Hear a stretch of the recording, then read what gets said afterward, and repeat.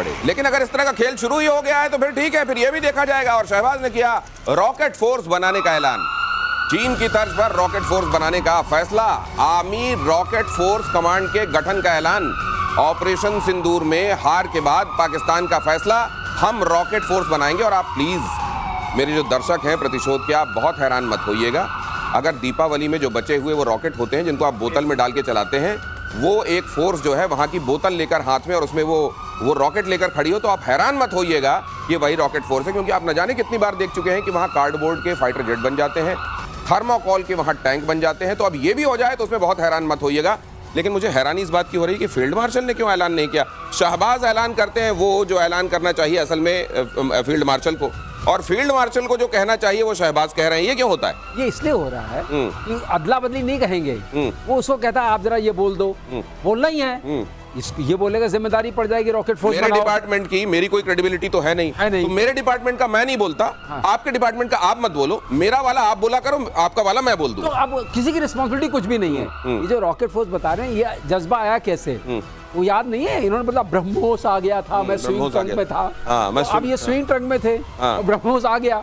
अब वही इनको डर सताया कि उससे कैसे बचा जाए। तो इन्होंने खुद वार्ता कोई की होगी, तो इनको समझाया कि रॉकेट फोर्स सीख क्या है चीन से कि रॉकेट फोर्स होनी चाहिए। अब ये रॉकेट फोर्स बनाएंगे, क्योंकि इनके जो भी रॉकेट वहां से चले वो तो पहुंच नहीं पाए।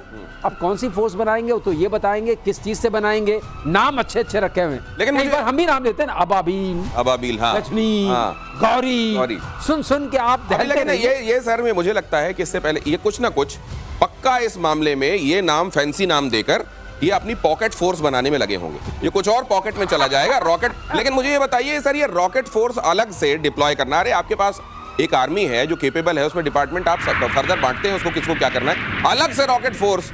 इसकी वजह क्या है? चीन क्यों कॉन्सेप्ट लेकर आया? देखिए दिनेश, रॉकेट फोर्स हरदम अलग है। हाँ, वो आर्टिलरी का हिस्सा है, हाँ। सपोर्टिंग आर्म का हिस्सा है, हाँ। और वो अलग ही होता है चाहे दुनिया की कहीं। आप रॉकेट फोर्स बोल दीजिए।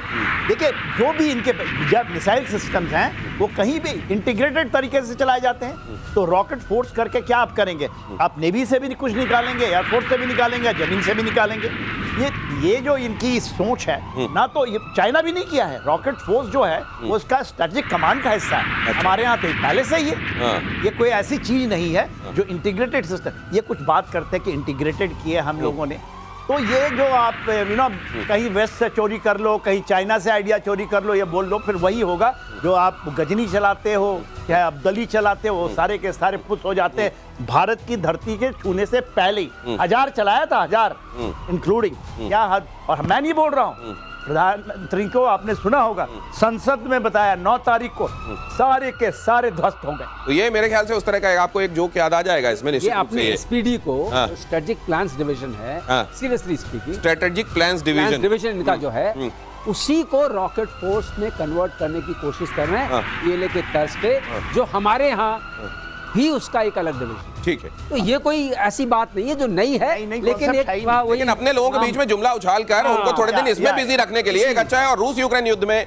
इजरायली फॉर्मूला आ गया है। अगली खबर देखिए, अलास्का में ट्रंप और पुतिन की बैठक से पहले बड़ा खुलासा हुआ है। बैठक में इजराइल फिलिस्तीन विवाद की तरह का तरीका अपनाया जा सकता है। सूत्र बता रहे हैं कि यूक्रेन के कब्जे वाले हिस्सों पर रूसी नियंत्रण पर बात बन सकती है।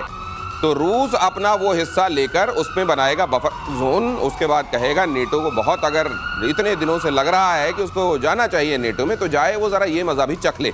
तो क्या वाकई ये हो जाएगा और ज़ेलेंस्की को ये गवारा होगा?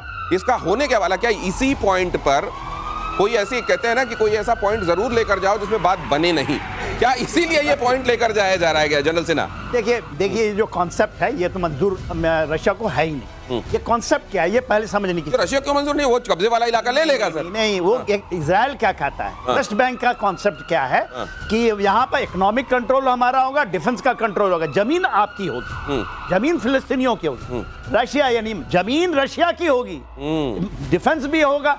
उनको तो एक मतलब नहीं है। ये देखिए जो वेस्ट बैंक है 420 किलोमीटर का लंबा है, 35 किलोमीटर इतने, और वो 20,000 किलोमीटर, और आज कह रहे हैं 20% है ना जमीन, 20,000 किलोमीटर है वो पूरी। कहाँ पर ये कॉन्सेप्ट चलेगा ही नहीं। उनको तो नामंजूर, उसका तो पूरा कब्जा चाहिए। ये नहीं कि केवल आर्थिक और डिफेंस का, ये कॉन्सेप्ट नहीं, लेकिन मान लीजिए जो रशिया का पॉइंट ऑफ व्यू हो गया, अब क्या यूक्रेन और जेलेंस्की का पॉइंट ऑफ व्यू होगा? मान लीजिए ये भी कहा जाए कि नियंत्रण इनका होगा, जमीन आपकी होगी, क्या ऐसा भी वो मंजूर कर सकते हैं? ये कोई मंजूरी नहीं। कोई नहीं करेगा ना, ये करेंगे ना वो करेंगे। रशिया के सेंस में रशिया का एक चीज मंजूरी हो सकती है, हाँ। पानीपत रिवर जो चल रही है, हाँ। जो एक नेचुरल बैरियर है, हाँ। उसके जो ईस्ट में है, हाँ। अगर रशिया को आप पूरा दे दें, जो गवारा नहीं होगा जेलेंस्की को, तो वो कुछ तरह की बातचीत हो सकती है, लेकिन ये नहीं कि आप फिलिस्तीनी तर्ज पर होगी। ये तर्ज होगी कि जमीन भी हमारी, डिफेंस भी हमारा, सब कुछ हमारा। सोवरेनिटी की बात हो रही, क्योंकि वहाँ रशियन पॉपुलेशन जो है वो अधिकांशतः वही पाई जाती है, तो उनके संरक्षण के लिए भी किया जा रहा है। तो ये सब, ये जो बात हो रही है, और इन्होंने एक धमकी भी दे दी है, आपने सुना होगा, हमारे सबसे पहले जब आप वो कुछ करना शुरू करते हैं, कभी खाना बनना ही शुरू करता है, एक पत्थर आता है, एक पत्थर, हाँ। You will suffer consequences। हाँ। अरे डरा करके किसी को थोड़ी ना बात की जाती है। टेबल पर जाने से पहले कहते हैं मूड सेट होना चाहिए। ये मूड किस तरह का सेट कर रहे हैं वो देख लीजिए जरा। अगली खबर देखिए, पुतिन ट्रंप की बैठक से पहले रूस में ड्रोन अटैक हुआ। रोस्टोव ऑन डॉन में अपार्टमेंट पर यूक्रेनी ड्रोन का हमला। अटैक में 10 फ्लैट्स को नुकसान हुआ है और ड्रोन हमले में 13 लोग घायल हुए हैं। वीडियो फुटेज में साफ दिख रहा है कि ड्रोन धीरे धीरे उड़ते हुए एक इमारत की छत से टकराया और इसके बाद विस्फोट हुआ और धुआं। ड्रोन को A-22 फ्लाइंग फॉक्स बताया गया है, जो 20 किलो तक विस्फोटक अपने साथ ले जा सकता है। यहाँ पर आपको ये दिखाई दे रहा है ड्रोन, देखिए कैसे ये जाता है और कैसे इस जगह को निशाना बनाता है। और अब ये हो रहा है किस बैकड्रॉप में, कि वहां पर ये बैठक होने वाली है। उस बैकड्रॉप में, शांति बैठक की बैकड्रॉप में देख लीजिए कैसा ये एक जिसको आप कहते हैं कि उसके लिए टोन सेट की जा रही है। सारे शांति दूत लग रहे हैं, बल्कि प्रील्यूड कह लीजिए। प्रील्यूड, ये प्रील्यूड अगर ऐसी है तो आप सोचिए मुखड़ा स्टेंजा तक जाते जाते मामला कैसा हो जाएगा। जनरल सिन्हा, इस तरह के माहौल में क्या बात होगी? देखिए, मुझे ये लगता है सर, जब आप बोला था आपको, मैं बोला था कुछ नहीं बनने वाला है, और डोनाल्ड ट्रंप आज वो कह गए कि कुछ नहीं होगा। देखिए, जा तो रहे हैं बहुत हसीन। अच्छा सर, ये बताइए आप, तो ये क्या इस तरह की बैठकें, इनका मालूम होता है कुछ नहीं होने वाला, लेकिन फिर भी ये बैठकें की जाती हैं, क्यों की जाती हैं इस तरह की बैठकें? देखिए, डोनाल्ड ट्रंप को अपना दिखाना है कि किसी तरह हम ये दिखा दें, दौड़ भाग में कोई कमी नहीं रह गई, यही कमी नहीं रह गई। और कहीं हमें गलती से ना, कि हमने प्रयास तो किया था, प्रयास तो आर्मेनिया, अजरबैजान में भी कराए हैं। डोनाल्ड ट्रंप कॉरिडोर वो भी गया, कर तो आए साइन, वो भी जाएगा, वो देख लीजिएगा। Matter of fact, there is starting. जो यहाँ करना चाह रहे हैं, ये तो पहले खुद कह रहे हैं कि मैं तो सुनने जा रहा हूँ, सुनने, और ये वो कह गए कि नहीं होगा, हो ही नहीं सकता। देखिए, ये 200% आप लेके चलिए, मैं कल भी बोला था और आज भी बोल रहा हूँ, और कल भी होगा। There will be nothing, it will carry on. क्योंकि आप जब जाते हैं और आपकी मंशा में आप धमकी देना शुरू कर देते हैं, देयर विल बी कॉन्सिक्वेंसेस। अरे अभी तो पहुंचे भी नहीं, बात भी नहीं हुई, इसका मतलब ट्रंप का जो माहौल है, आप रशिया को ऐसे गिरा सकते हैं क्या? मैं जीतूंगा, तुम हारोगे। उनका कभी ये नहीं, विन विन वाली बात ही नहीं होती है। मैं जीतूंगा, तुम हारोगे, मैं जीतूंगा, तुम हारोगे, ऐसा आप सोचते होगी कोई सच नहीं बात। तो ये ठीक है, ये इसीलिए किया जा रहा है कि वो जब अपना बायोडेटा भेजें वहां उस कमेटी के सामने जो देखती है नोबेल के लिए पीस किसको मिलना चाहिए, तो ये बता सकें कि इतनी बैठकें की तो हैं, शांति के लिए तो की हैं, हासिल नहीं हुआ कोई बात नहीं, भी बैठ के आगे भी जारी रखूंगा। आर्मेनिया अजरबैजान सीज फायर से जुड़ी खबर देखिए जरा। शांति समझौता करके बुरी तरह फंसा आर्मेनिया। आर्मेनिया में सीज फायर का जबरदस्त विरोध हो रहा है। ट्रंप ने युद्ध रुकवाने का दावा किया था। जहां जहां चरण पड़े ट्रंप के, नहीं संतन के तो जहां पड़ते हैं कल्याण हो जाता है, जहां जहां चरण पड़े ट्रंप के, तहां तहां बंटा ढार वाली स्थिति दिखाई दे रही है। यहां भी गए थे ये गए, और इन्होंने जो जंगजूर का काम किया, कॉरिडोर जो कहलाता है, वो आर्मीनिया के सपने हो गए चकनाचूर। एक्चुअली ये पूरा का पूरा आर्मीनिया के कॉस्ट पर है। तो जैसे कह रहे थे जनरल सिन्हा अभी थोड़ी देर पहले, ये कोई टिकने वाली चीज है।